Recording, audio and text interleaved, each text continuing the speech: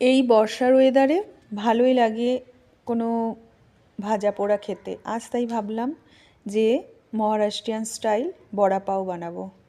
এখানে মুম্বাই, মহারাষ্ট্রে মানে মহারাষ্ট্রের সব জায়গাতেই এই খাবারটা ভীষণ প্রচলিত খাবার। লোকে ব্রেকফাস্টে খায়, লাঞ্চে খায়, ডিনারে খায়। দুটো বড়া পাও খেয়ে লাঞ্চ হয়ে গেল, দুটো বড়া পাও খেয়ে ডিনার হয়ে গেল। মানে ভীষণ, যারা মুম্বাইতে এসছে বড়া পাও খায়নি এমন হতেই পারে না কখনো। মহারাষ্ট্রে যারা এসছে এরকম কখনো বড়া পাও খায়নি, হতেই পারে না। যাই হোক, এটা মহারাষ্ট্রে কেন, এখন সব জায়গায়, ভারতের সব জায়গাতেই পাওয়া যায়। প্রথমে আমি কটা আলু সেদ্ধ করে নিলাম। এরপরে তারপরে কী করব, মানে বেসনটা তো লাগবে, সেজন্য বেসনটাকে আমি গুলে রেখে দেবো। একটুখানি হলুদ, একটুখানি নুন দিয়ে বেসনটাকে গুলে রেখে দেবো। আর একটু এখন বেকিং সোডাটা দেবো না, যখন ভাজবো তখন একটু বেকিং সোডা দিয়ে নেব।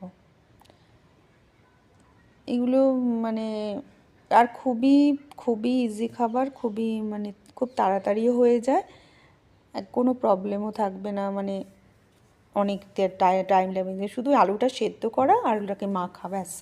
আমরা যেমন কলকাতার দিকে আলুর চপ করি, মশলাটা অন্য, কিন্তু ওই একই টাইপের জিনিস, আর টেস্টি, খুব টেস্টি। আমি এটা আজকে বানাবো চিজ বাস্ট বড়া পাও।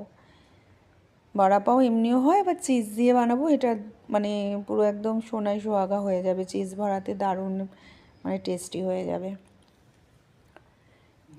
আমি আলুগুলোকে ভালো করে ভেজে নেব, ভেজে বলছি, সেদ্ধ করে ওটাকে নিয়ে ভালো করে মেখে নেবো। তার আগে যে এর ভেতরে যে মশলাটা দিতে হয়, সেই মশলাটা তৈরি করবো। বড়া পাওয়ের মশলা, কিছুটা রসুন কোয়া নিয়ে নিয়েছি, আদা নিয়ে নিয়েছি, বেশ 14-15 কোয়া রসুন নিয়ে, যেমন আপনার আলুর হিসাবে নেবেন। একদম কম রসুন আদা নেবেন না, তাহলে কিন্তু টেস্ট হবে না। এটা একটু বেশি নেবেন, কেন এইটার টেস্টটা আলুর ভেতরে ঢুকবে তো। আর কাঁচা লঙ্কা, এই কটা জিনিস আমি থেতো করে নিয়েছি। এরপর এই আলুটাকে বানাতে হবে, তার জন্য একটু প্রথমে কড়াই বসিয়ে দিয়ে তাতে একটু জিরে ফোড়ন দিয়ে দিয়েছি। প্রথমে হিং ফোড়ন দিয়ে, তারপরে জিরে, সর্ষে, কারি পাতা, এগুলো সব ফোড়ন দিয়ে নেব। দিয়ে আমি যেই রসুন পেঁয়াজ, ওটা মানে এই রসুন পেঁয়াজ বলছি, এর মধ্যে কিন্তু পেঁয়াজ পড়বে না, হ্যাঁ। আদা রসুন আর কাঁচা লঙ্কার যে একটা থেতো করে রেখেছিলাম, ওই আদা রসুন কাঁচা লঙ্কাটা দিয়ে দেবো। দিয়ে কড়াইতে ভালো করে একটু কষিয়ে দেবো। ভালো করে কষানোর পর এর ভেতরে আমি যে আলু সিদ্ধটা মেখে রেখেছিলাম, বয়েল আলুটা, ওটা দিয়ে দেবো। এবার এটা দিয়ে এর ভেতরে একটু অল্প হলুদ দেবেন, বেশি হলুদ দেবেন না, অল্প হলুদ দিয়ে ভালো করে এটা তেলে আমরা ভেজে নেব। ভালো করে তেলে ভেজে নেওয়ার পর মানে বেশ একদম কষা কষা করে নেব, তাহলে কিন্তু মানে টেস্টটা হবে, যে আদা রসুন মশলার টেস্টটা এটা খুব ভালো হবে। আর এরকম কাঁচা কিন্তু রেখে দেবেন না, যে অল্প একটু নাড়লাম তাহলে হয়ে গেল, ওরকম না। একটু রান্না যখন আমরা করব না, তখন একটু ধৈর্য ধরে একটু দেরি করে করলেই, মানে খুব তাড়াতাড়ি চটজলদি খাবার ঠিকই আছে, কিন্তু তার সাথে সেই খাবারটা একটুখানি রসিয়ে কষিয়েও করতে হবে, তাহলেই টেস্ট হবে। এরপর আমি কি করব, অনেকটা ধনেপাতা দিয়ে দেবো। ধনেপাতাটা দিতেই হবে, এটা কিন্তু মাছটা ধনেপাতা দিয়ে একটা গন্ধটাই সুন্দর হয়ে যায়। ধনেপাতা দিয়ে ভালো করে আমি নেড়ে চেড়ে, ধনেপাতার গন্ধটা ভেতরে হয়ে যাবে। তারপরে আমি কি করব, রেখে দেব মানে ঠান্ডা হওয়ার জন্য। গরম গরম তো করা সম্ভব নয়।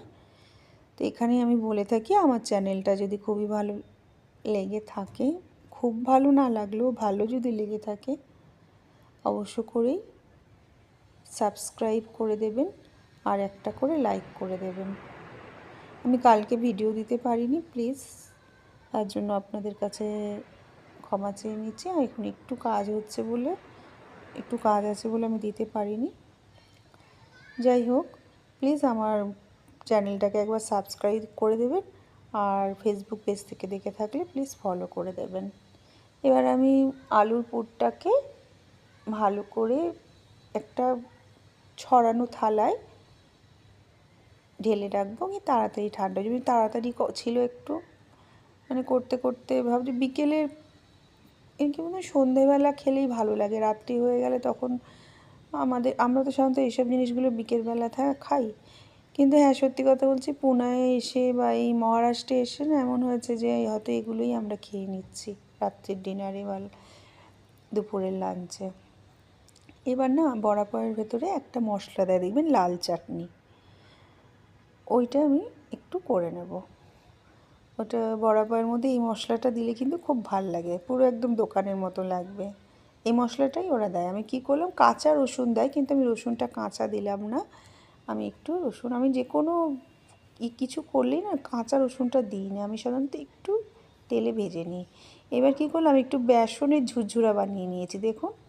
এই বেসনের ঝুরঝুরাটাই আমি রসুনের সাথে পিষবো, আর একটু শুকনো লঙ্কা দেবো, তাহলেই চাটনি তৈরি হয়ে যাবে, বড়া পাওয়ের ভেতরে যে চাটনিগুলো দেয়। তো এইটা দিয়ে আমি রসুনের সাথে একটু শুকনো লঙ্কা গুঁড়ো দিয়ে বেশ ঝাল ঝাল একটা চাটনি করে নেব।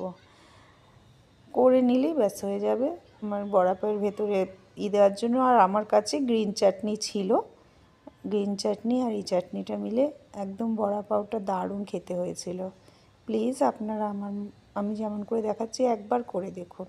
আর আমি কেমন করে করছি দেখুন, আলুটা পুরো গোল করে নিয়েছি, নিয়ে চ্যাপটা করে নিয়েছি। যেমন করে পুর ভরেন কোনো কিছুর, পুর স্টাফিং যদি কিছু তৈরি করেন ঠিক তেমনভাবেই আমি মানে চিজের স্টাফ দেব।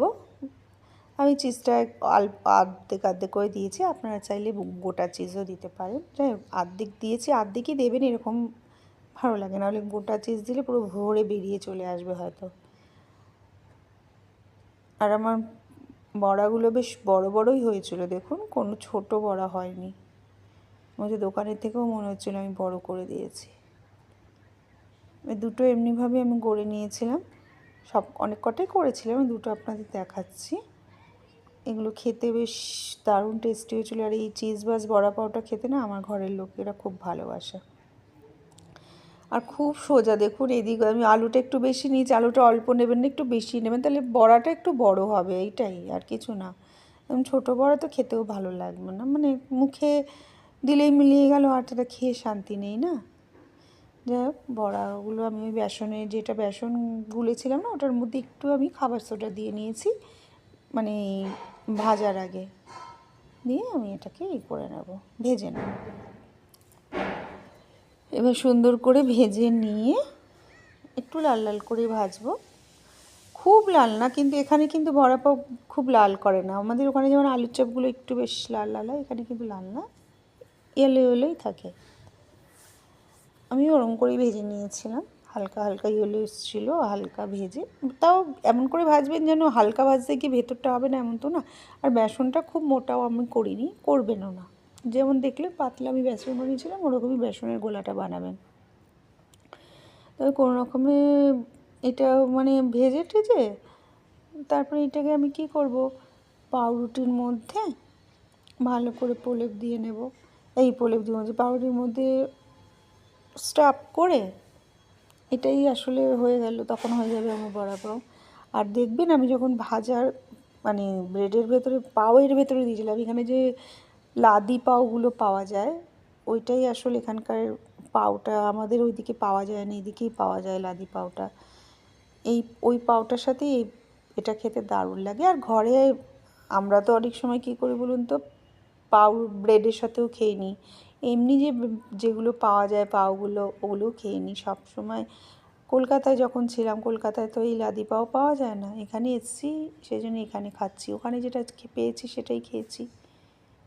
যাই হোক, এইভাবে বড়াগুলোকে আমি ভেজে নেব। সব বড়াগুলোকে, অনেক কটা বড়া ভেজেছিলাম, আমি কটাই আপনার 2-4টি দেখাচ্ছি। আর বর্ষার সময় বেশ ভালোই লাগলো খেতে, দারুণ লাগলো সত্যি। আর নিজে ঘরে বানিয়ে খাওয়াটা একটা অন্যরকমই আনন্দ। বাইরে থেকে তো কিনে, এখানে তো সব জায়গায় আনাচে কোনাচে বড়া পাও বিক্রি হচ্ছে, কিন্তু বাইরে ঘরের ভেতরে করেছি, একটা অন্যরকম ব্যাপার হয়েছে। আর খেতেও এত টেস্টি হয়েছিল, খুব টেস্টি হয়েছিল। যাই হোক, দেখুন আমি পাউটার ভেতরে চাটনিগুলোকে ভালো করে, গ্রিন চাটনি, তারপর গ্রিন চাটনিটা একটু আমার ঝাল হয়েছিল, আর ওই যে চাটনিটা বানালাম লাল চাটনি, সব একসাথে মিলিয়ে রেখে তারপরে এবার বড়াটা ভরে নেবো। এমনি করেই বানাবেন। দেখুন আমি বড়াটাকে ফাটিয়ে, দেখেছেন পুরো দারুণ খেতে হয়েছে, দেখেই আমার এখনও লোভ লাগছে, ছবি দেখেও লোভ লাগছে। দেখুন এটা ভয়েস ওভার দিচ্ছি, দারুণ দারুণ খেতে হয়েছিল। এইটা ফাটালাম না, একটা ফাটিয়েছি, একটা ফাটালাম না। মেয়ে বললো না ফাটাবে না মা, এটা আমি খাবো, মানে ও ফাটিয়ে খাবে, বুঝেছেন, ওটা ওরই, আমি ফাটাবো না। ঠিক আছে চলো, তাহলে চলুন, হয়ে গেল। আপনারাও প্লিজ বানান, আমার সাথে সাথে আপনারাও খান। চলুন আজকে আসি, আবার নেক্সট রেসিপি নিয়ে।